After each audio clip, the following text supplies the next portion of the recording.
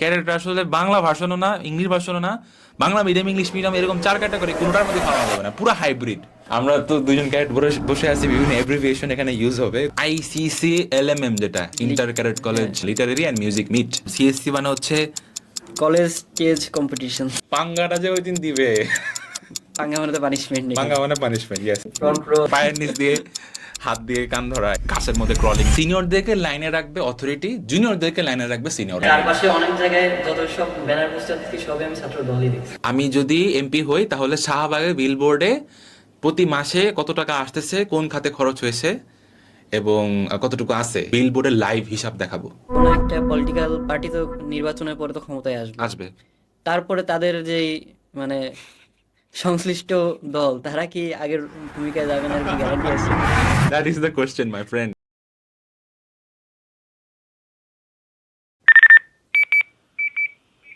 সততা medical podcast, let's be honest.